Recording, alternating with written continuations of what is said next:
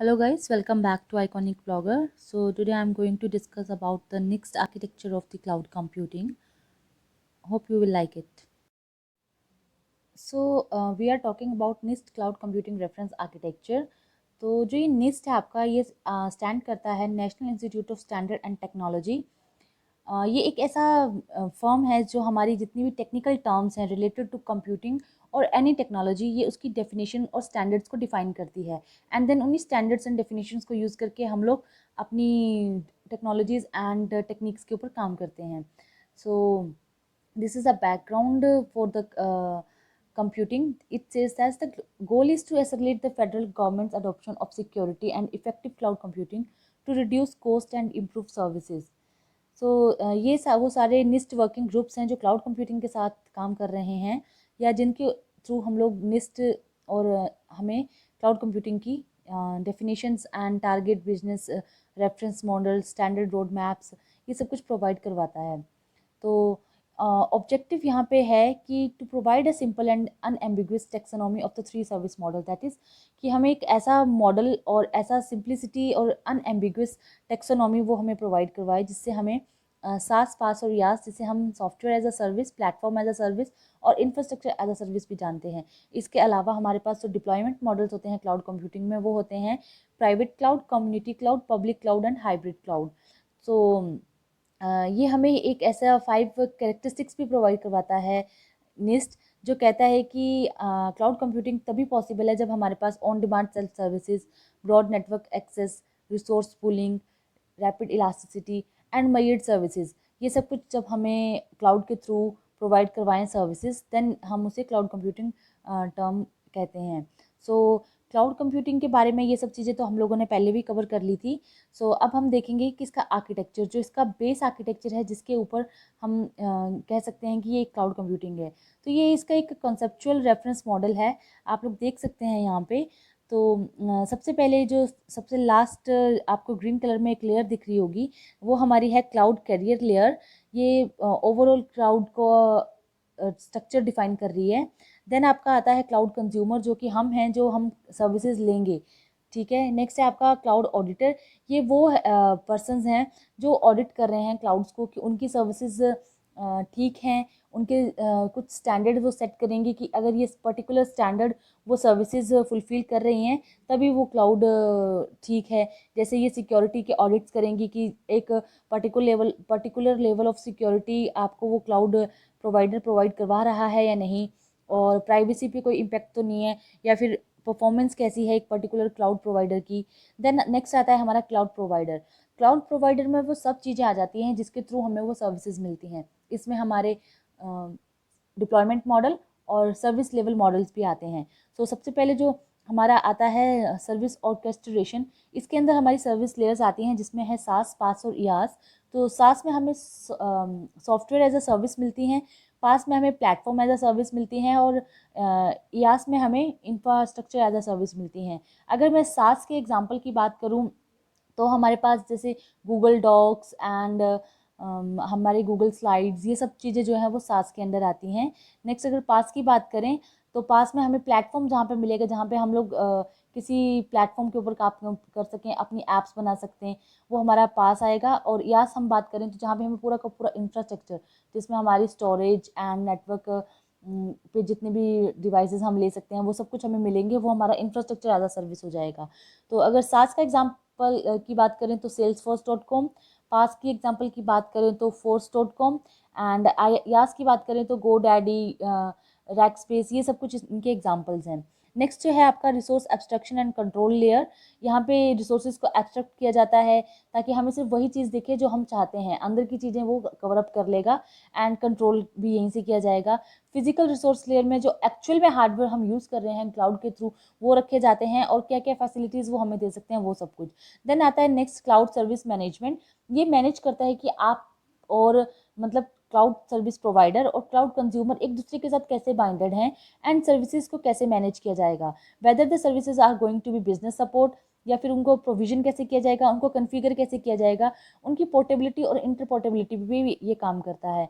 Next तो दो चीज़ें हैं क्लाउड प्रोवाइडर जो उसको देखनी पड़ती हैं, वो होती है, एक होती है आपकी सिक्योरिटी, कि जो भी डाटा वो हमसे हमें प्रोवाइड करवा रहा है कोई सर्विस प्रोवाइड करवा रहा है या प्लेटफॉर्म या इंफ्रास्ट्रक्चर, वो कितने लेवल तक सिक्योर है। एंड हमारी प्राइवेसी, अगर वो हमारी प्राइवेसी के साथ काम नहीं कर रहा है और हमें high level of the service and privacy नहीं प्रोवाइड करवा रहा है, तो वो एक एफिशिएंट क्लाउड प्रोवाइडर नहीं है। नेक्स्ट आते हैं हमारे क्लाउड ब्रोकर्स। जो क्लाउड ब्रोकर्स होते हैं उनका काम है हमारी सर्विसेज के इंटरमीडिएट की तरह काम करने का, कि वो क्लाउड प्रोवाइडर और क्लाउड कंज्यूमर के बीच में एज अ इंटरमीडिएट काम करेगा। अगर हमें कोई सर्विस चाहिए एंड हम डायरेक्टली क्लाउड प्रोवाइडर के साथ कम्युनिकेट नहीं कर पा रहे हैं, तो क्लाउड ब्रोकर हमारे को सजेस्ट करेंगे कि हमें कौन सा क्लाउड प्रोवाइडर अपनी सर्विसेज को लेना चाहिए। ये हमारे सर्विस एग्रीगेशन भी करवा देते हैं, जैसे कि हमें कुछ सर्विसेज एक क्लाउड प्रोवाइडर से मिलेंगी जो बेस्ट हैं, और दूसरी सर्विसेज हमें दूसरे क्लाउड प्रोवाइडर से मिलेंगी जो वहाँ पे बेस्ट हैं। तो ये सब चीज़ें वो हमारा क्लाउड ब्रोकर ही हैंडल करता है। नेक्स्ट, इन्हीं के बीच की सारी इंट्रैक्शंस हैं कि कैसे कैसे काम किया जाता है। अगर आप फर्स्ट देखते हैं जो कि हमारा ये है क्लाउड कंज्यूमर, तो क्लाउड कंज्यूमर डायरेक्टली कम्युनिकेट कर सकता है क्लाउड ऑडिटर के साथ भी, क्लाउड ब्रोकर के साथ भी और क्लाउड प्रोवाइडर के साथ भी। तो ये इनके पाथ्स दिखाए जा रहे हैं जहाँ से ये कौन कौन किसी के साथ कम्युनिकेट कर सकता है। ये सभी एक दूसरे के साथ वाइस वर्सा कम्युनिकेट कर सकते हैं। सो नेक्स्ट हमारा आता है इनके बीच की यूजेज सिनेरियो कि किस तरह से क्लाउड ब्रोकर काम करता है। अगर मैं कंज्यूमर की बात करूं, तो अगर कंज्यूमर क्लाउड ब्रोकर के साथ वर्क कर रहा है, तो वो जो क्लाउड ब्रोकर है वो आपको अलग अलग क्लाउड प्रोवाइडर्स के साथ इंटरेक्ट करवा सकता है। एंड वो ये भी करवा सकता है, जैसे आपकी कोई एक सर्विस एक क्लाउड प्रोवाइडर अच्छी प्रोवाइड करवा रहा है और दूसरी सर्विस दूसरा क्लाउड प्रोवाइडर अच्छी प्रोवाइड करवा रहा है, तो वो वैसे भी काम करवा सकता है। देन आपका जो कंज्यूमर है वो उसका पहला जो S L A stands for service level agreement. तो जो ये सर्विस लेवल एग्रीमेंट बनेगा वो क्लाउड प्रोवाइडर के साथ बनेगा, और दूसरा जो बनता है सर्विस लेवल एग्रीमेंट वो क्लाउड प्रोवाइडर और क्लाउड कैरियर। क्लाउड कैरियर वो है जो आपकी सर्विसेज को आप तक पहुंचाने में हेल्प कर रहा है। और इसके बीच में जो ये एस एल एज हैं ये बहुत इंपॉर्टेंट हैं, क्योंकि यही डिफाइन करते हैं कि हमें कितना पे करना है एक सर्विस के लिए क्लाउड के थ्रू। एंड हमारी मेट्रिक्स क्या रहेंगी, हम कैसे पे करेंगे, और अगर बीच में कोई ड्रॉबैक या फिर डाउनफॉल आता है या फिर हमें हमारी सर्विसेज अनअवेलेबल रहती हैं, तो उनका भरपाई ये क्लाउड प्रोवाइडर कैसे करेंगे। नेक्स्ट ये हमारे क्लाउड कंज्यूमर्स हैं। सो हमारे जो सास कंज्यूमर्स होंगे, जैसे यहाँ पे क्लाउड कंज्यूमर्स आ रहे हैं, सास पास और यास, वो क्या क्या सर्विसेज ले सकते हैं, यहाँ पे वो सब कुछ डिफाइन किया गया है। अगर मैं सास कंज्यूमर्स की बात करूँ, तो इसमें ह्यूमन रिसोर्सेज, आपके network, social network, financials, content management, emails, document collaboration, CRM, sales, bills and ERP, जब आप इन सभी सर्विसेज को ले पा रहे हो तो ये आप एज अ सास कंज्यूमर काम कर रहे हैं। नेक्स्ट आता है आपका पास कंज्यूमर्स। तो जब आप as a PaaS consumer, that is platform as a service ले रहे हो, तो आप बिजनेस इंटेलिजेंस की सर्विसेज, डाटाबेस की सर्विसेज, एप्लीकेशन डिप्लॉयमेंट की सर्विसेज, जहाँ पे आप अपनी खुद की एप्लीकेशंस को डिप्लॉय करोगे, इंटीग्रेटेड डेवलपमेंट एनवायरनमेंट्स, और जब आप टेस्टिंग एनवायरनमेंट इन सब के ऊपर ऑनलाइन काम करते हो, तो वो आपका पास, एज अ पास आप लोग सर्विसेज ले रहे होते हो। लास्ट आता है आपका IaaS, that is infrastructure as a service. तो जब हम as a infrastructure as a service consumer बन जाते हैं, तो हम लोग वहाँ पे सर्विस मैनेजमेंट करते हैं। हम सारा कंट्रोल हमारे पास होता है, सारे रिसोर्सेज को हमें खुद कंट्रोल करना पड़ता है, जैसे स्टोरेज भी है, कंप्यूटिंग डिवाइसेस भी है, backup and recovery and platform hosting भी हमें खुद करनी पड़ती है। नेक्स्ट आपका आता है कि क्लाउड प्रोवाइडर हमें क्या क्या चीज़ें प्रोवाइड करवा सकता है। तो क्लाउड प्रोवाइडर को जो काम करने पड़ते हैं वो क्या क्या प्रोवाइड करवाता है, पहला तो है वो सर्विस डिप्लॉयमेंट। इसके लिए वो सर्विस डिप्लॉयमेंट मॉडल्स यूज़ करता है जो हम ऑलरेडी पढ़ चुके हैं, जैसे हैं हमारे सर्विस डिप्लॉयमेंट मॉडल, हमारे public cloud, private cloud, hybrid cloud and community cloud. And service orchestration की बात करूँ तो यहाँ पे हमारे आते हैं सास, पास और यास, जिसको हम सर्विस लेवल मॉडल्स भी बोलते हैं। इसके अलावा ये क्लाउड सर्विस मैनेजमेंट भी करता है, सर्विसेज को मैनेज करेगा, SLAs को मैनेज करेगा, एंड सिक्योरिटी और प्राइवेसी को भी मैनेज करने का काम क्लाउड प्रोवाइडर ही करते हैं। और ये हमारा है कि क्लाउड ऑडिटर जो है वो सिर्फ सिक्योरिटी को कंट्रोल कर सकता है, उसकी प्राइवेसी, इम्पैक्ट और परफॉर्मेंस को कंट्रोल कर सकते हैं।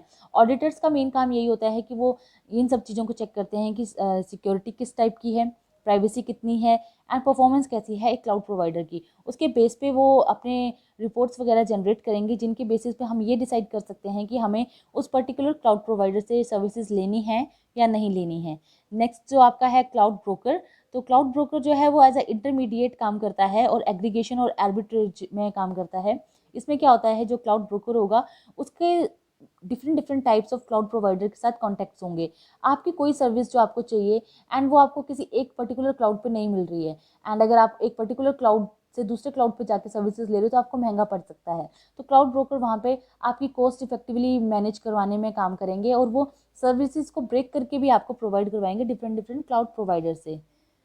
नेक्स्ट आपके क्लाउड कैरियर की बात करें तो ये आपको कनेक्टिविटी और ट्रांसपोर्टेशन ऑफ द क्लाउड, जैसे हम बैकबोन की बात करते हैं कि बैकबोन पे सारा डाटा ट्रांसफर होता है, क्लाउड कैरियर उसी तरह से काम करता है। जो भी डाटा हम ले रहे हैं और हम कम्युनिकेट कर रहे हैं वो क्लाउड कैरियर के थ्रू ही होगा। ये एक नेटवर्क और टेलीकम्युनिकेशन एक्सेस डिवाइसेस की तरह सारे इसमें एक्ट करते हैं और ये एक चेन बना देता है पूरी, कि हमारा डाटा हम डिवाइस से कम्युनिकेट करेंगे through internet to cloud provider, और क्लाउड प्रोवाइडर हमें हमारी सर्विसेज को प्रोसेस करके डिफरेंट डिफरेंट लोकेशन से अपना डाटा एक्सट्रैक्ट करके हमें हमें जो चाहिए वो उस नेटवर्क के थ्रू हमारे डिवाइसेस पे दे देगा। ये हमारा आता है नेक्स्ट पब्लिक क्लाउड की। पब्लिक क्लाउड के ऊपर सभी पब्लिकली एक्सेस कर सकते हैं, बस हमें क्या चाहिए, एक डिवाइस और इंटरनेट।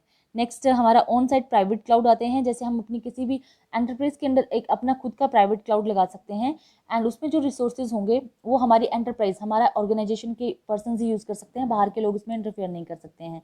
तो अगर ये ऑन साइट है मतलब हम जहाँ पे हमारा प्रेमिसेस होगा वहीं पे हम लोग इसको सेटअप कर लेंगे।